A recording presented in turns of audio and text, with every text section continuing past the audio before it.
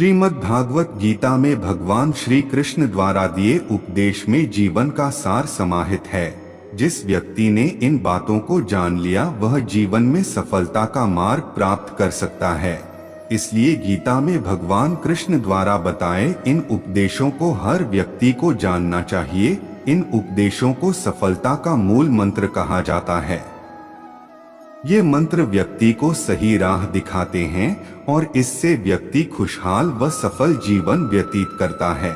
महाभारत के युद्ध में भी भगवान कृष्ण ने अर्जुन को गीता के उपदेश सुनाए, जिससे युद्ध में पांडवों की जीत हुई। ठीक इसी तरह से जब भी आप खुद को कठिनाई, असफलता, निराशा या असमंजस की स्थिति में पाते हैं तो श्री कृष्ण के इन उपदेशों को अपने जीवन में जरूर उतारें। इससे आपकी हर परेशानी दूर होगी और सफलता के मार्ग प्रशस्त होंगे। साथ ही इन उपदेशों से व्यक्ति सुखी जीवन का भोग करता है। इस चीज का कभी नहीं करना चाहिए। शोक मृत्यु अटल सत्य है। भगवान कृष्ण गीता में कहते हैं, जिसका जन्म हुआ है उसकी मृत्यु भी निश्चित है, इसलिए इसे लेकर शोक करना व्यर्थ है। संदेह करना छोड़े। कुछ लोगों में बिना वजह संदेह या शक करने की आदत होती है, से लोग कभी खुश नहीं रह पाते हैं। साथ ही इस आदत से रिश्तों में प्यार और भरोसा दोनों की खत्म हो जाते हैं। इसलिए बिना वजह संदेह करने की आदत का आज ही त्याग कर दें। ईश्वर को करें याद। ईश्वर आपको हर समस्या से निकाल सकते हैं, इसलिए हमेशा अपने ईश्वर को याद करें। गीता में कहा गया है कि जो व्यक्ति ईश्वर को याद करते हुए अपने प्राण का त्याग करता है उसे सीधे भगवान का धाम मिलता है। इन कामों को जरूर करें। अगर आप बुद्धिमान हैं तो इसे नेक काम में खर्च करें। बुद्धिमान होकर चापलूसी करने या किसी प्रकार का षड्यंत्र रचने के बजाय निस्वार्थ भाव से समाज की भलाई करें।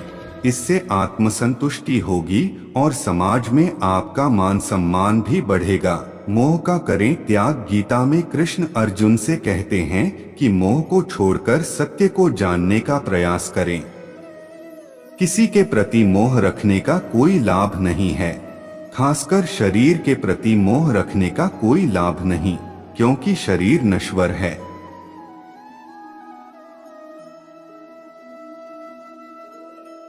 और एक दिन ये नष्ट हो जाएगा। इसलिए मोह का त्याग कर सत्य की खोज में निकलें और समाज व धर्म के लिए जो बेहतर हो उसे करें। 3 नरक हैं, वासना, गुस्सा और लालच। व्यक्ति में वासना, गुस्सा और लालच ये 3 प्रकार अवगुण हैं जो सीधे नरक के द्वार पर ले जाते हैं। इसलिए इसका त्याग करें। इन अवगुण का त्याग कर आप सुखी जीवन को व्यतीत कर सकते हैं।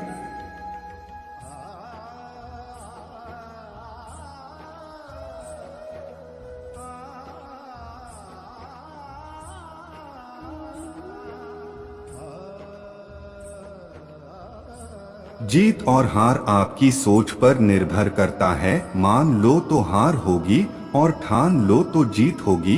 दूसरों की गलतियों से सीखो, अपने ही अनुभव से सीखने को तुम्हारी आयु कम पड़ जाएंगी। अगर आप भी अपने जीवन में सफलता का आनंद लेना चाहते हैं तो अपने जीवन में कठिनाइयों का आगमन कराइए।